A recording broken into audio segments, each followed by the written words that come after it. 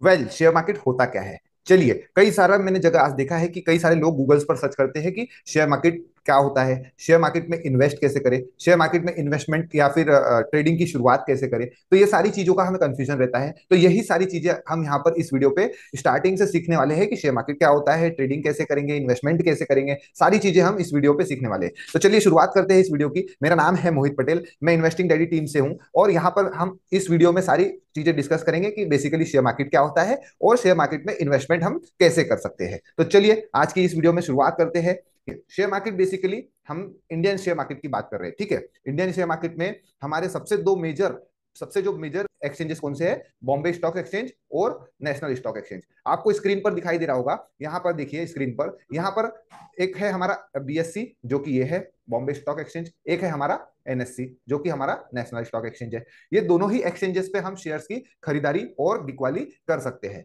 But मैं बात करूं, हम डायरेक्ट एक्सचेंजेस पर तो खरीदारी और बिकवाली नहीं कर सकते। हम डायरेक्ट अगर हमें कोई शेयर खरीदना है तो हम डायरेक्ट बॉम्बे स्टॉक एक्सचेंज में तो नहीं जाएंगे कि हमें कोई शेयर्स, कोई कंपनी के शेयर्स खरीदना है या बेचना है। तो चलिए यहाँ की जर्नी कैसे स्टार्ट होता है, तो अब एक एग्जांपल के तौर में मैं आपको बताता हूं। जैसे समझ लीजिए कोई एक कंपनी है, ठीक है, करूं, अगर मेरी कंपनी शेयर मार्केट में लिस्ट हो जाती है बीएससी और एनएससी में, तो उस अकॉर्डिंग सबसे पहले मुझे अपने कंपनी का आईपीओ रिलीज करना पड़ेगा। जिस आईपीओ, अब आईपीओ होता क्या है? आईपीओ इनिशियल पब्लिक ऑफर होता है, उसकी हम आगे में बात करेंगे डिटेल पे।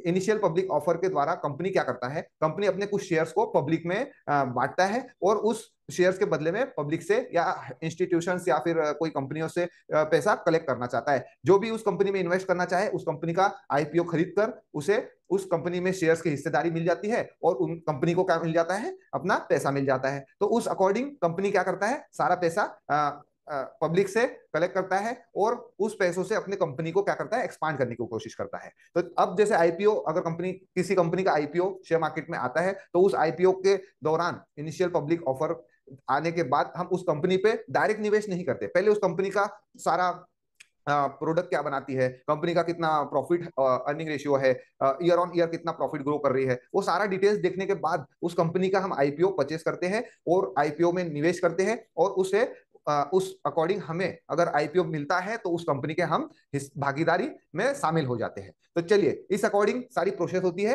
और वो प्रोसेस होने के बाद जब कंपनी के शेयर्स हमें आईपीओ दौरान मिल जाते हैं और जब कंपनी लिस्ट हो जाती है शेयर मार्केट पे, तो वो या तो फिर एनएससी में लिस्ट कराना चाहे एनएससी में करा सकती है या बीएससी में लिस्ट कराना चाहे बीएससी में करा सकती है। अब एनएससी और बीएससी होते क्या है? अब एनएससी और बीएससी के बारे में बात करूंगा तो हमने पहले ही डिस्कस किया है कि बीएससी और एनएससी हमारे इंडिया के सबसे दो मेजर एक्सचेंजेस है जिसमें कंपनी अपने आप को लिस्ट कराती है और लिस्ट होने के बाद कंपनी में शेयर्स की खरीदारी और बिकवाली हम यहां से कर सकते हैं। अब उस दौरान हमें जैसे शेयर्स को बाय करना है तो शेयर्स को बाय, खरीदारी और बिकवाली हम कहां से करते हैं? कोई हमें सबसे पहले अगर खरीदारी और बिकवाली करना है तो हमें डीमेट अकाउंट की जरूरत पड़ेगी। अब डीमेट अकाउंट हम कहां से ओपन करें? तो डीमेट अकाउंट होता क्या है और उसे कैसे ओपन करें ये हम अगले कोई वीडियो में उसे बताएंगे। अगर आपको देखना है तो यूट्यूब पे काफी सारे ट्यूटोरियल बने हुए रहते हैं कि हम डीमेट अकाउंट कहां से और कैसे ओपन करें, तो आप वहां पे भी जाके देख सकते हैं। अब जैसे हमारे पास कोई डीमेट अकाउंट है, मैंने डीमेट अकाउंट ओपन कर लिया, तो डीमेट अकाउंट ओपन करने के बाद अब मुझे शेयर्स में खरीदारी और बिकवाली करना है। तो मैं उस डीमेट अकाउंट के दौरान किसी भी कंपनी को सर्च करने के बाद वहां से जो मुझे कंपनी अच्छी लगेगी या मैंने कोई फंडामेंटल चेक किया होगा या कंपनी जो भी मुझे पसंद है उस कंपनी का मैं वहां नाम सर्च करने के बाद उस कंपनी का मुझे जो भी प्राइस रहेगा, अगर मुझे वो कंपनी का मैंने रिसर्च किया है तो मैं उस कंपनी में इन्वेस्ट कर सकता हूं। तो चलिए अब हम बात करते हैं आगे। अब सीडीएसएल और एनएसडीएल, एनएसडीएल होता क्या है? अब यहां पर देखिए सीडीएसएल और एनएसडीएल क्या होता है।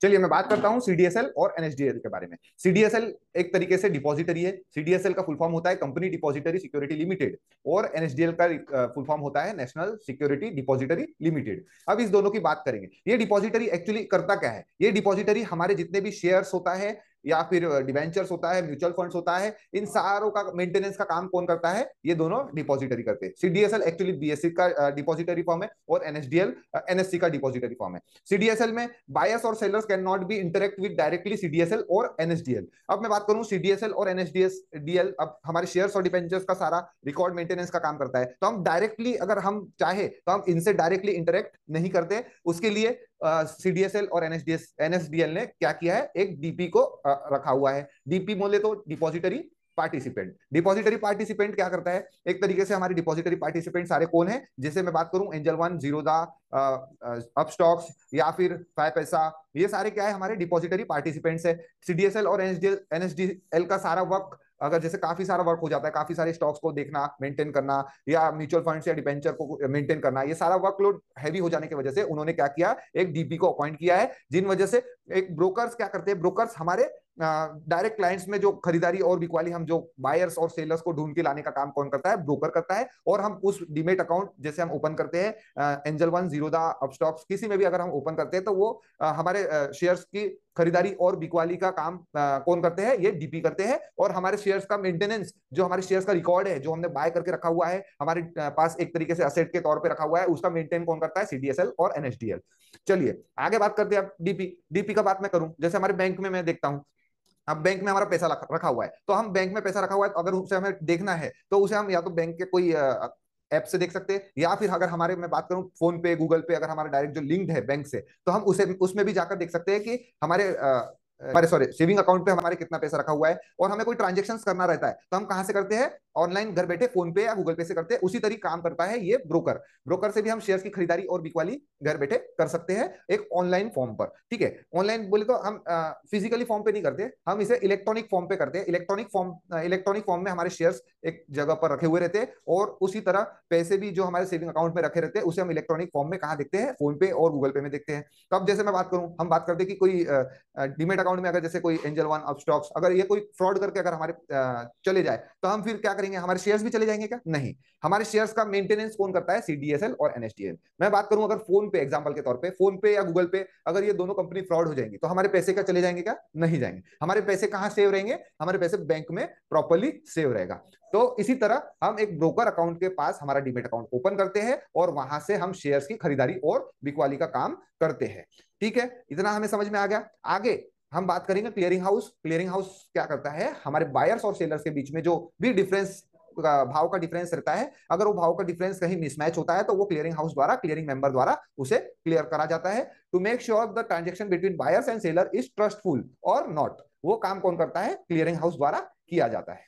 तो चलिए आज अब हम बात करते हैं नेक्स्ट सेबी के बारे में। सेबी होता क्या है। सेबी बेसिकली, हमारे सेबी का निर्माण 1992 में हुआ था, जब 1992 का स्कैम हुआ था हमारे इंडिया में। उसके बाद शेयर मार्केट में सारा निगरानी हमें करना है, सारा ध्यान देना है, कुछ इलीगल प्रोसेस हो रही है, कुछ गलत तो नहीं हो रहा है, उसको सारी चीजों को निगरानी में रखते हुए गवर्नमेंट ने क्या किया, सेबी का निर्माण किया। और SEBI security and exchange board of India इसका फुल फॉर्म है। और ये सेबी क्या करता है, the regulate all the agencies government appointed SEBI, to regulate all the agencies government appointed SEBI. यानी जितना भी रेगुलेट, यानी जितने भी रूल्स रेगुलेशंस हमें शेयर मार्केट में हमें लाना है, कि क्या रूल्स रहना चाहिए, क्या रूल्स नहीं रहना चाहिए, वो सारा काम कौन करता है, सेबी करता है। कोई इलीगल प्रोसेस के दौरान कुछ शेयर मार्केट पे तो नहीं कर रहा है, उसमें निगरानी का काम कौन करता है, सेबी करता है। तो इसी तरह हम आगे सारे वीडियोस में प्रॉपरली समझेंगे कि शेयर मार्केट में आगे हम इन्वेस्टमेंट या फिर हम ट्रेडिंग कैसे करते हैं। तो आज आप इस वीडियो पे जरूर अपने लाइक्स और कमेंट जरूर कीजिएगा। और अगर आपको और भी अच्छी जानकारी शेयर मार्केट में अगर जानना चाहते हैं, तो आप इस वीडियो को सब्सक्राइब भी जरूर कीजिएगा, और बेल आइकॉन को प्रेस करना बिल्कुल मत भूलिएगा, ताकि आने वाली जितनी भी हम वीडियोस डालें, तो आपको सबसे पहले उस वीडियो का नोटिफिकेशन मिल जाए। तो जरूर आप कमेंट करिएगा कि आपको यह वीडियो कैसा लगा। Thank you so much.